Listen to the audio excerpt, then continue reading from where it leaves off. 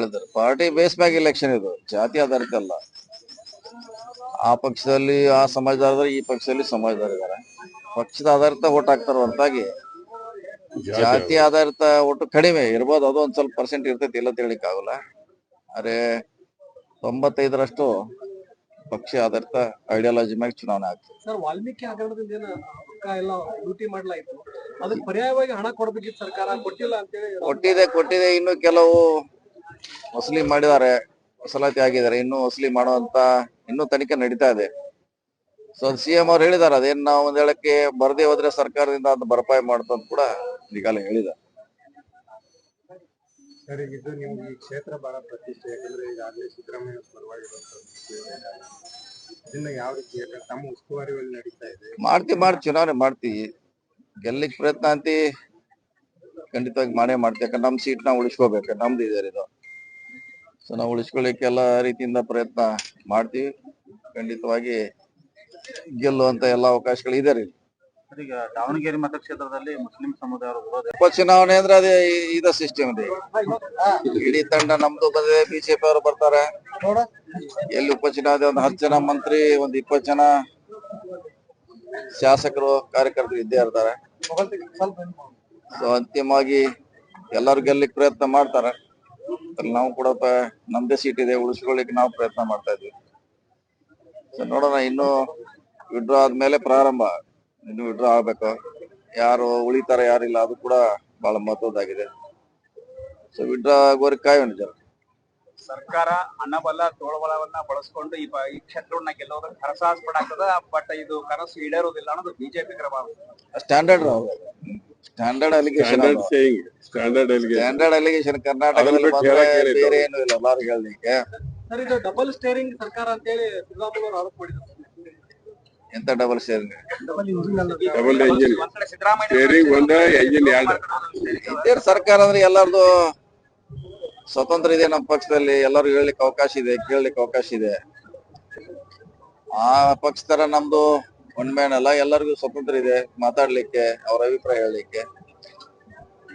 So double steering ಹೇಳಿದ್ರು, 3 steering ಅಂತ ಹೇಳಿದ್ರು ಏನ ನಡೀತದೆ. 3 ಸ್ಟೇರಿಂಗ್ ಇದ್ರೆ ಒಳ್ಳೇದು. ಡೆಲ್ಲಿ ಇದೆ, ಇಲ್ಲಿ 2 ಇದೆ, ಅದು ಮರ್ತಿದಾರ ಅವರು. ಸೊ ನಮ್ಮಲ್ಲಿ ಎಲ್ಲರಿಗೂ ಸ್ವತಂತ್ರ ಇದೆ ಹೇಳಲಿಕ್ಕೆ. ಹಿಂಗಾಗಿ ಡಬಲ್ ಸ್ಟೇರಿಂಗ್ ಅಂತ ಹೇಳಿದ್ರು ಆಶ್ಚರ್ಯ ಪಡಬೇಕಾಗಿಲ್ಲ. ನೋಡಿ, ಪಕ್ಷದ ಆಧಾರ ಮೇಲೆ ಇದೇ ಹೇಳಿದಲ್ಲ, ಜಾತಿ ಅಂತ ಹೇಳಿದಲ್ಲ, ಜಾತಿಗೆ ಆಗೋಲ್ಲ. ಪಕ್ಷದ ಮೇಲೆ ಅವರು ಅವಲಂಬನೆ ಇರ್ತಾರೆ. ಈ ಸಾರಿ ಅವ್ರ ಟಿಕೆಟ್ ಸಂಖ್ಯೆ ಹೆಚ್ಚಿದೆ ಅವ್ರದ್ದು, ನೋ ಡೌಟ್. ನಂಬರ್ 1 70,000 ವೋಟರ್ ಇದ್ದಾರೆ. ಅರೆ ಈಗ 2 ಕಡೆ ನಿಧನ ಆಗಿದೆ, ಒಂದ್ ಫ್ಯಾಮಿಲಿಯಲ್ಲಿ ಕೊಟ್ಟಿದೀವಿ, ಇನ್ನೊಂದ್ ಕಡೆ ತಪ್ಪಿಸ್ಲಿಕ್ಕೆ ಆಗೋಲ್ಲ. ಅವ್ರ ಏನ್ ಕ್ಲೇಮ್ ಇದ್ರೆ ಬೇಕಾದ್ರೆ ಮುಂದಿನ ಜನರಲ್ ಎಲೆಕ್ಷನ್ ಮಾಡ್ಲಿ, ಅವಾಗ ನೋಡೋಣ ಬಂದಾಗ general election. Okay, thank you. ಬೆಳೆದರು. ಪಾರ್ಟಿ ಬೇಸ್ ಮ್ಯಾಗ ಎಲೆಕ್ಷನ್ ಇದು, ಜಾತಿ ಆಧಾರಿತ ಅಲ್ಲ. ಆ ಪಕ್ಷದಲ್ಲಿ ಆ ಸಮಾಜದವ್ರ, ಈ ಪಕ್ಷದಲ್ಲಿ ಸಮಾಜದವ್ರು ಇದಾರೆ. ಪಕ್ಷದ ಆಧಾರಿತ ಓಟ್ ಹಾಕ್ತಾರ ಹೊರತಾಗಿ ಜಾತಿ ಆಧಾರಿತ ಒಟ್ಟು ಕಡಿಮೆ ಇರ್ಬೋದು. ಅದು ಒಂದ್ ಸ್ವಲ್ಪ ಪರ್ಸೆಂಟ್ ಇರ್ತೈತಿ, ಇಲ್ಲ ತಿಳಿಕ್ ಆಗಲ್ಲ.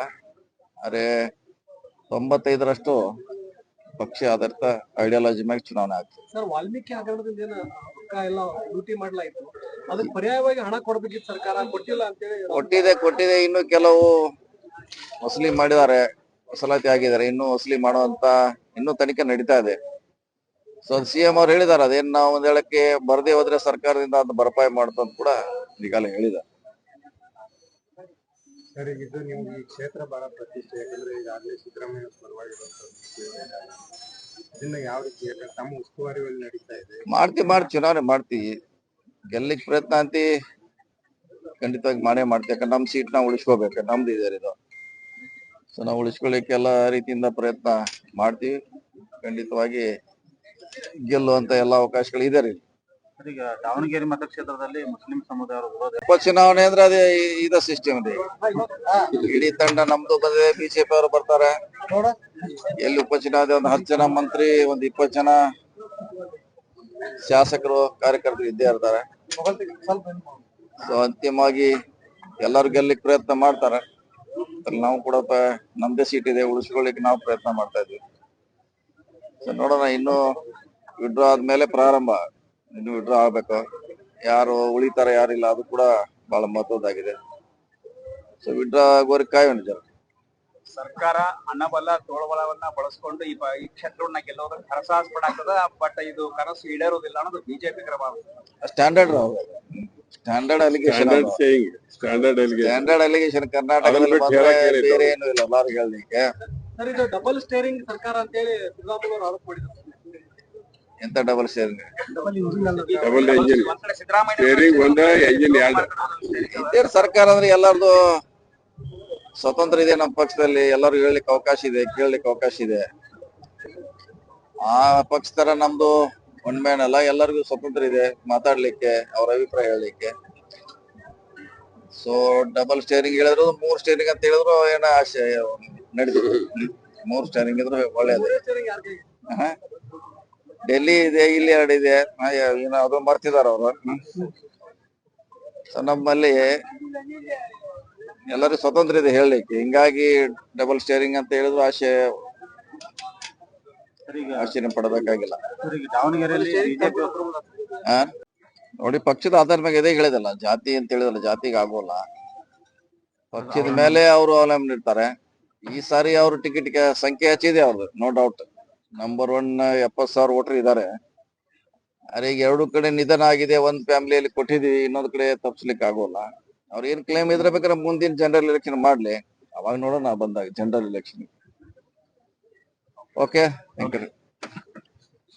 ಹೆಚ್ಚಿನ ವಿಡಿಯೋಗಳಿಗೆ ಪ್ರತಿಧ್ವನಿ ಯೂಟ್ಯೂಬ್ ಚಾನೆಲ್ ಸಬ್ಸ್ಕ್ರೈಬ್ ಮಾಡಿ, ಬೆಲ್ ಐಕಾನ್ ಕ್ಲಿಕ್ ಮಾಡಿ.